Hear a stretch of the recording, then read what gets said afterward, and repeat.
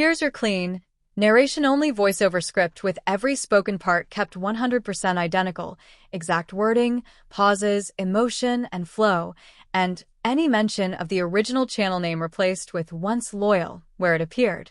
I never thought I'd be sharing the story on Once Loyal, but after scrolling through our relationships during my lunch break, I realized maybe writing this out might help someone else avoid the 3 years of pain I went through. Plus, the recent developments have me questioning everything. I met Grace, 26F, at a mutual friend's housewarming party in 2020. You know those connections where everything just clicks? That was us. 3 years of building what I thought was a solid relationship.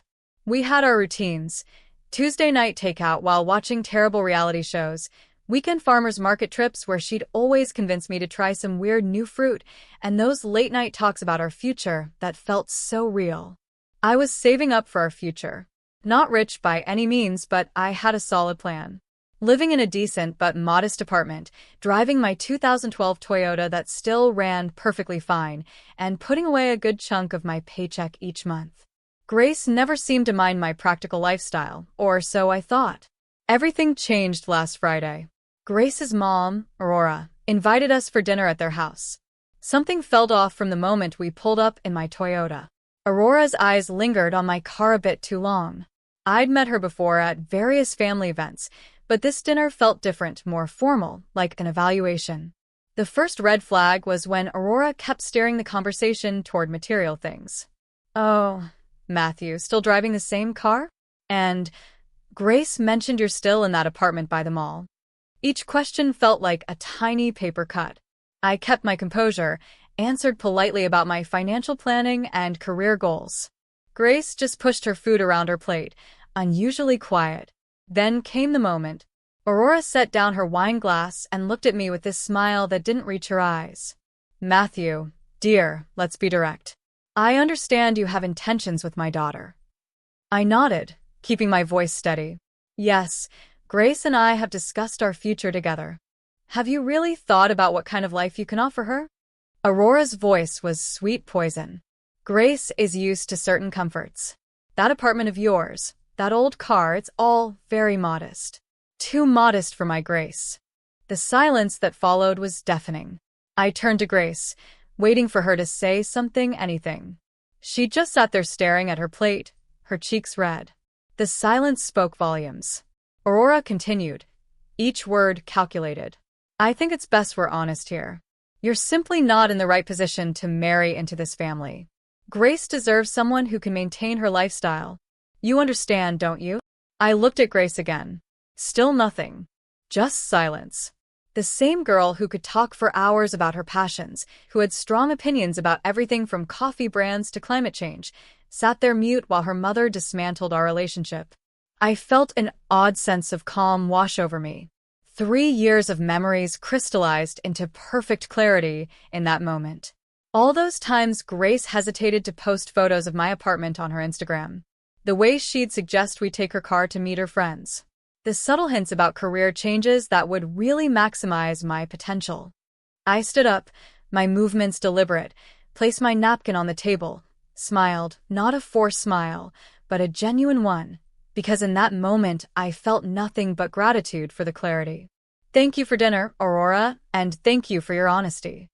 I turned to Grace, who finally looked up, her eyes wide. "Your silence told me everything I needed to know."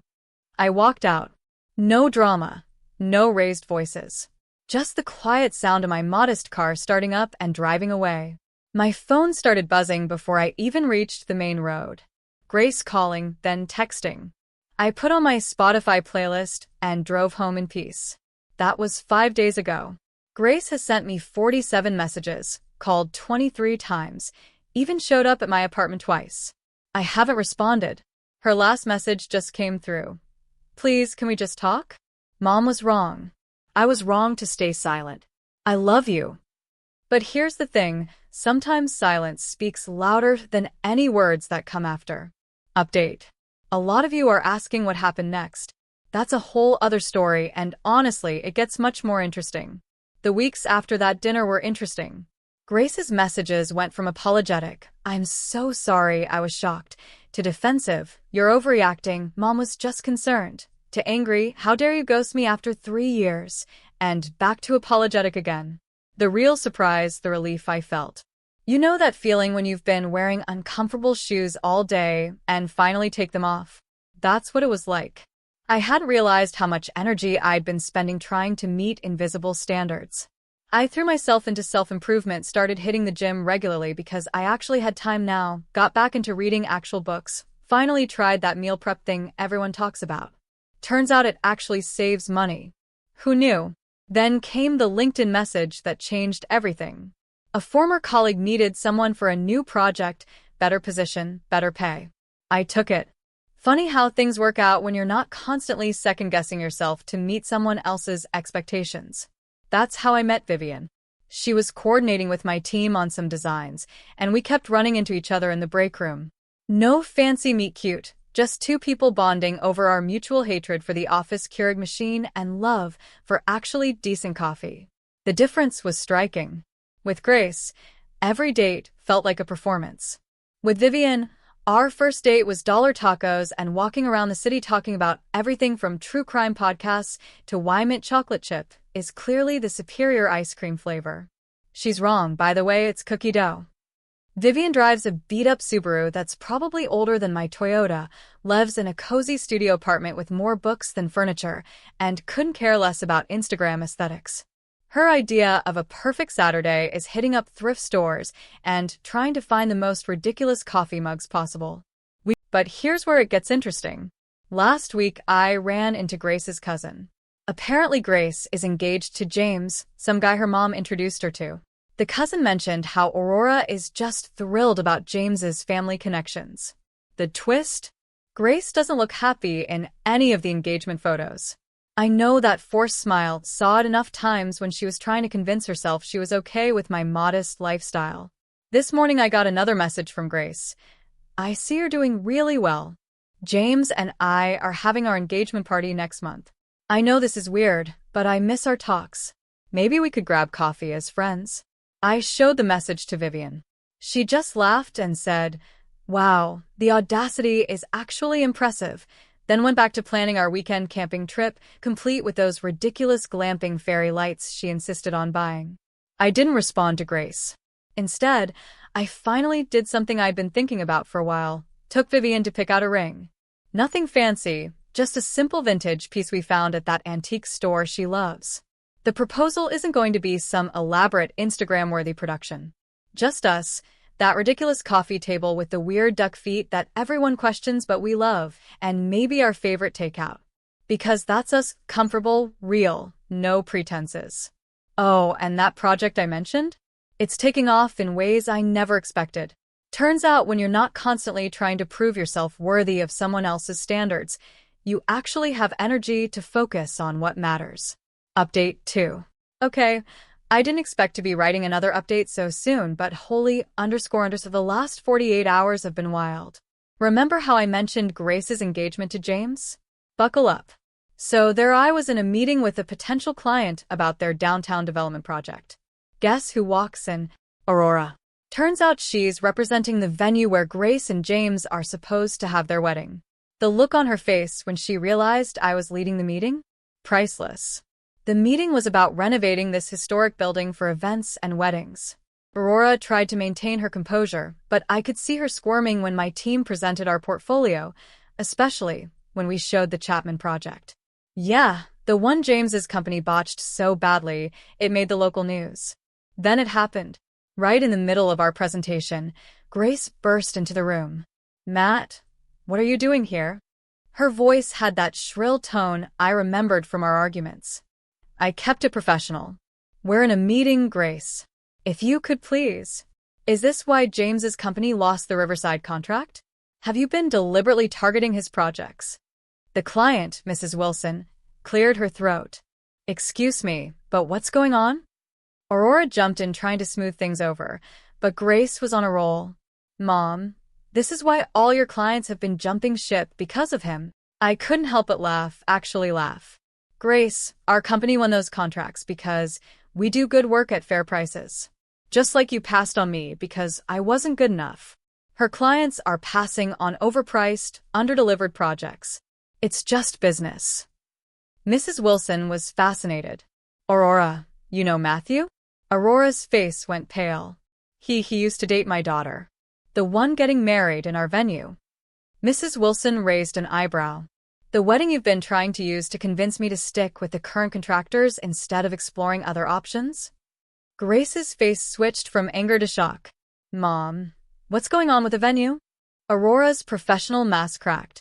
Grace, sweetie, there have been some issues with James's company's recent projects, but I'm sure.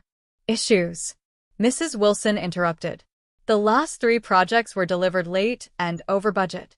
And now I find out there's personal history affecting your recommendations.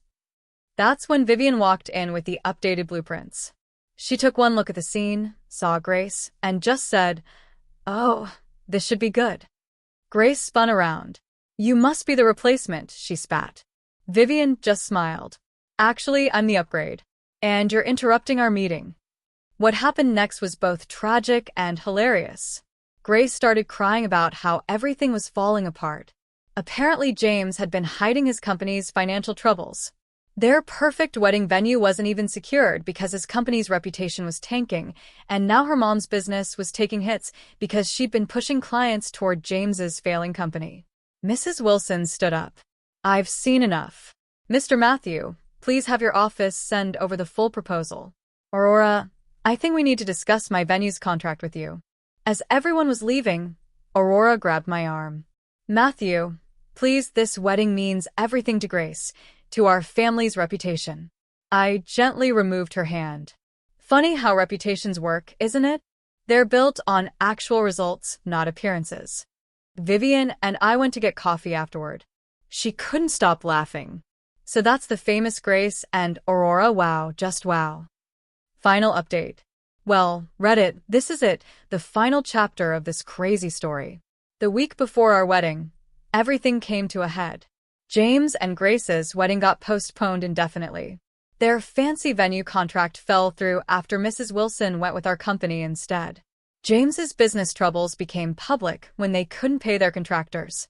Grace's perfect wedding plans crumbled, and apparently she blamed everyone but herself. Aurora's real estate business took hit after hit as more clients discovered she'd been pushing them toward James's failing company. Then came the wedding day, our wedding day. Vivian and I kept it simple. Casual ceremony at this cool converted warehouse space our company renovated, string lights, food trucks, and absolutely zero pretense. Perfect. During the reception, I was at the bar getting drinks when I heard the commotion. Grace had crashed our wedding not alone. She brought Aurora and, surprisingly, a very drunk James. "Is this what you wanted?" Grace was screaming, mascara running down her face. "To ruin everything?" Vivian, my absolute queen, just looked up from her street tacos and said, "Security on speed dial, babe." But Grace was on a roll. "You did this on purpose. You stole our venue. You took Mom's clients. You destroyed James's business." I set down my drink. "Grace, you need to leave." "No." She was full-on crying now. "Tell them the truth. Tell them how you planned this revenge." That's when Aurora stepped forward, and what she said shocked everyone. "Grace, stop it. He didn't plan anything. We did this to ourselves. I pushed you away from a good man because he didn't meet my artificial standards.